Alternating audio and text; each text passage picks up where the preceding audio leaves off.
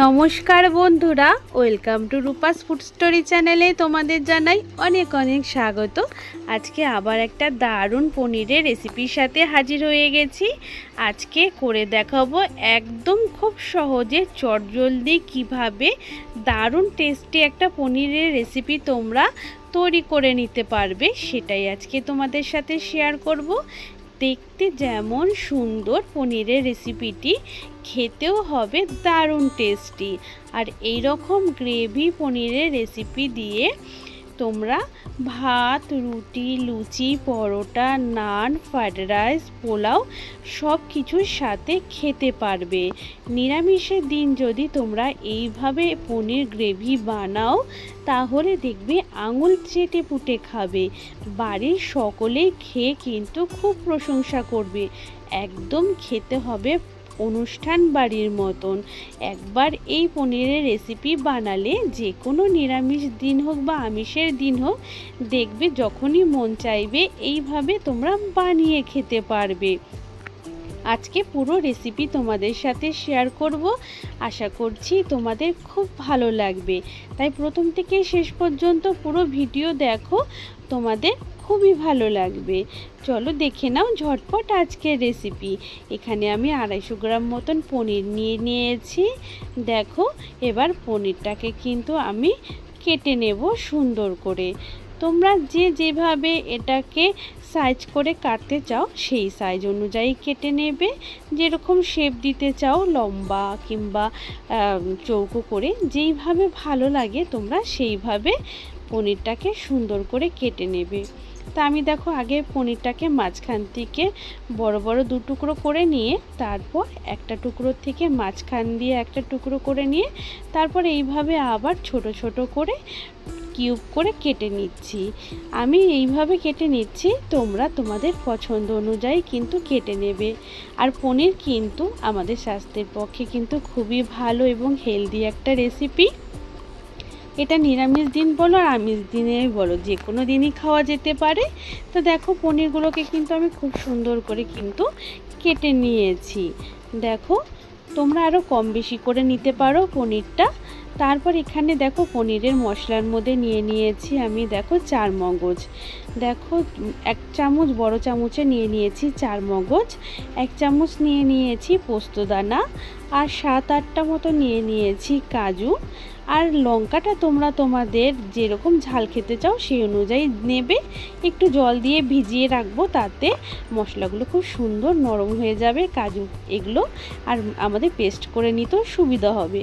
আর 100 গ্রাম টক দই ভালো করে ফেটিয়ে রেখেছি।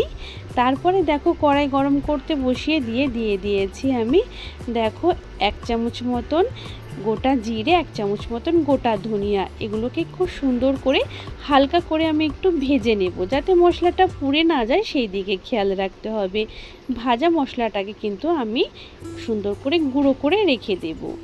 তারপর কড়াইতে বেশ কিছুটা তেল দিয়েছি।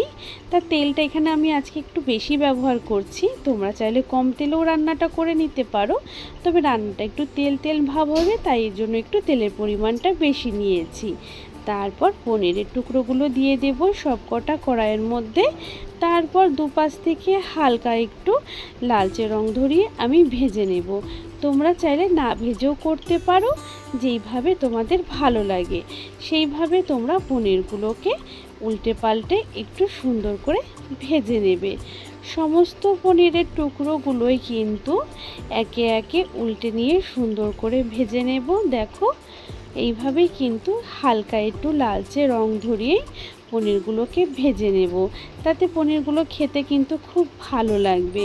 আর ছোটরা দেখবে আছে কিন্তু পনির কিন্তু খেতেই চায় না, তাই তাদেরকে যদি এইভাবে টেস্টি করে রান্না করা হয় তাহলে দেখবে বাচ্চারাও কিন্তু এই পনিরের তরকারি দিয়ে ভাত, রুটি, লুচি, পরোটা যেটাই বলো খুব সহজেই খেয়ে নেবে কিন্তু। তাই সমস্ত পনিরগুলোকে কিন্তু একইভাবে উল্টে নিচ্ছি, আর এইভাবে উল্টে নিয়ে কিন্তু সুন্দর করে পনিরগুলোকে ভেজে নেব। পনিরগুলো দেখো খুব সুন্দর করে দুপাশ থেকে কিন্তু হালকা রং ধরিয়ে ভেজে নিয়েছি। এবার পনিরের টুকরোগুলোকে কিন্তু আমি একে একে নামিয়ে নেব একটা প্লেটের মধ্যে। সমস্ত পনিরগুলোকে নামিয়ে নিয়েছি। তা এবার তেলের মধ্যে দিয়ে দিয়েছি দেখো দারচিনি। আমি ছোট ছোট টুকরো তো তাই 4 টুকরো মতন আমি এখানে দারচিনি দিয়ে দিয়েছি 3টে এলাচ, 3টে লবঙ্গ। এলাচ দেওয়ার সময় সবসময় মুখটা একটু ফাটিয়ে দিলে তাহলে ফুটে উঠবে না। আর 2টো তেজপাতাও দিয়ে দিয়েছি। তারপর যেই কাজু বাদাম, চারমগজ আর পোস্তটা আর কাঁচা লঙ্কা যে রেখেছি সেটার একটা সুন্দর পেস্ট বানিয়ে নিয়েছি। সেই পেস্ট কিন্তু কড়াইতে আমি দিয়ে দিয়েছি। আর যখন দিয়েছি তখন কিন্তু একদম গ্যাসটাকে লোতে রেখেছি, ওর ফ্লেমটাকে। তারপর কিন্তু মিডিয়ামে রেখে সুন্দর করে আমরা এই পেস্টটাকে কিন্তু তেলের সাথে সুন্দর করে কষিয়ে নেব। তবে পেস্টটা দিয়ে কিন্তু অনবরত নাড়াচাড়া করতে হবে, তা না হলে কিন্তু পেস্টটা নিচের থেকে লেগে যাবে। তাই অনবরত নাড়াচাড়া করে সুন্দর করে কিন্তু আমাদের এই কাজু বাদাম, চারমগজ, পোস্তদানার পেস্টটাকে কষিয়ে নিতে হবে। যত সুন্দর করে কষাবো ততই কিন্তু এই তরকারি বা গ্রেভির স্বাদ ততটাই বেড়ে যাবে। তা একটুখানি জল দিয়ে দেব। জল দিলে কি হবে, মশলাটা নিচের থেকে লেগে যাবে না, আর সুন্দর করে মশলাটা কিন্তু কষানোও হয়ে যাবে। দেখো যতক্ষণ না মশলাটা সুন্দর করে তেলের সাথে মিশে গিয়ে একদম কষিয়ে নেওয়ার পরে দেখবে আবার মশলা থেকে তেল ছাড়তে শুরু করবে, ততক্ষণ পর্যন্ত কিন্তু মশলাটাকে সুন্দর করে কষিয়ে নেব। দেখো কত সুন্দর তেল ছেড়ে দিয়েছে মশলার থেকে একদম। তারপরে এখানে দিয়ে দেব আমরা যে আগে থেকে টক দইটা ফেটিয়ে রেখেছিলাম, সেই ফেটানো টক দইটা কিন্তু এখানে দিয়ে দিচ্ছি। তাই সমস্ত 100 গ্রাম টক দই কিন্তু আমি এখানে ব্যবহার করেছি। তোমরা চাইলে আরও কম বেশি করে নিতে পারো। তারপর টক দইটা দেওয়ার পরেও কিন্তু খুব সুন্দর করে সমস্ত মশলাকে কিন্তু আমাদের কিন্তু আবারও কিন্তু খুব ভালো করে কিন্তু কষিয়ে নিতে হবে। এইভাবে কিন্তু আগের মতনই কিন্তু অনবরত নাড়াচাড়া করে নিতে হবে। যেহেতু আমরা এখানে দই দিয়েছি সেটাও যাতে না লেগে যায়, তাই বারে বারে কিন্তু আমাদের নাড়াচাড়া করে নিতে হবে। আমি কিন্তু এখনও পর্যন্ত কোনো রকম কিন্তু এখানে লবণ ব্যবহার করিনি, তবে অবশ্যই দিতে হবে লবণটা।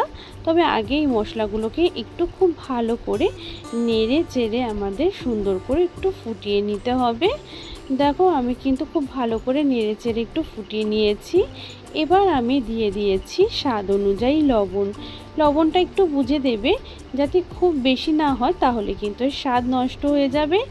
আর যেই বাটিতে দইটা ফেটিয়েছিলাম সেই বাটিটা ধুয়ে একটু জল এখানে দিয়ে দিয়েছি, যাতে দইয়ের পেস্টটাকেও কিন্তু সুন্দর করে কিন্তু আমরা কষিয়ে নিতে পারি। তাতে কিন্তু গ্রেভি কিন্তু খুব ভালো লাগবে খেতে, আর গ্রেভির টেস্টও কিন্তু অনেকটাই বেড়ে যাবে। এইভাবেই দেখো অনবরত মশলাটাকে কিন্তু সুন্দর করে কষিয়ে নিয়েছি। মশলা থেকে কিন্তু তেল ছাড়তে শুরু করেছে। এই অবস্থায় দিয়ে দেব যে ভাজা জিরে আর গোটা ধনিয়া যে আমরা একসাথে ভেজেছি সেই গুঁড়োটা 1 চামচ মতন দিয়ে দিয়েছি। আর দিয়ে দিয়েছি একটু চিনি। যেহেতু নিরামিষ রেসিপি তা অবশ্যই একটু চিনি দিতেই হবে, তা নাহলে কিন্তু স্বাদটা ঠিক মতন ভালো আসবে না। এবার সমস্ত কিছুকে আবারও কিন্তু 4-5 মিনিট একটু ভালো করে কিন্তু নেড়ে চেড়ে নিয়েছি। আর দেখো মশলার থেকে কেমন তেলটা আলাদা হয়ে গেছে। এবার আমি আগে থেকে দুধ জাল করে রেখেছিলাম। তোমরা চাইলে যে কোনো প্যাকেটের দুধ, গরুর দুধ কিংবা যে কোনো পাউডার দুধও কিন্তু জলে গুলে নিতে পারো। তারপরে আগে থেকে দুধটাকে জাল দিয়ে ঠান্ডা করে রাখবে। সেই দুধটাই আমি এখানে দিয়ে দিয়েছি। তোমরা যতটা গ্রেভি রাখতে চাও সেই অনুযায়ী এখানে দুধ ব্যবহার করবে। এখানে সঠিক পরিমাণটা আমি বললাম না, যতটুকু গ্রেভি রাখবে সেই অনুযায়ী এখানে তোমরা দুধ ব্যবহার করবে।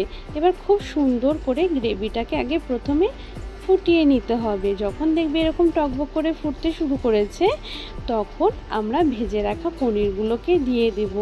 পনিরগুলো গ্রেভির সাথে খুব সুন্দর করে ফুটে উঠবে আর গ্রেভির সমস্ত টেস্টগুলো কিন্তু পনিরের মধ্যে ভালোভাবে ঢুকে যাবে এবং পনিরগুলো খেতেও কিন্তু দারুণ টেস্টি হবে। তারপর ঢাকা দিয়ে 5 মিনিটের জন্য গ্রেভিটাকে হাই হিটে কিন্তু আমি ভালো করে ফুটিয়ে নেব। আর খুব সুন্দর করে নিচের থেকেও কিন্তু একটু নেড়ে চেড়ে নিতে হবে। দেখো ঢাকা খুলে কিন্তু সুন্দর করে নিচের থেকে নেড়ে চেড়ে নিয়েছি, যাতে আমাদের গ্রেভিটা নিচ থেকে লেগে না যায়। আর যেহেতু নিরামিষ রেসিপি, এটাকে একটু টেস্টি করার জন্য আমি ঘি দিয়ে দিয়েছি। যদি হাতের কাছে ঘি থাকে তো অবশ্যই দেবে, খুব সুন্দর কিন্তু এটা টেস্ট হবে। আর দিয়ে দিয়েছি কাসুরি মেথি। কাসুরি মেথিটাকে রান্না করার সময় আমি গ্যাসের নিচে রেখে দিয়েছিলাম, তাতে এটা সুন্দর একটু ড্রাই ভাব হয়ে যায় আর খুব সুন্দর একটা স্মেল বেরোয় কিন্তু তরকারিতে দিলে। তোমরা চাইলে এটার বদলে গোটা গরম মশলার গুঁড়ো কিংবা শাহি গরম মশলার গুঁড়ো ব্যবহার করতে পারো, যেটা হাতের কাছে থাকবে। তারপর ঢাকা দিয়ে গ্যাসের ফ্লেমটাকে একদম লোতে রেখে আবার কিন্তু 4 থেকে 5 মিনিটের মতন দেখো আমি এখানে ঢেকে রেখেছিলাম।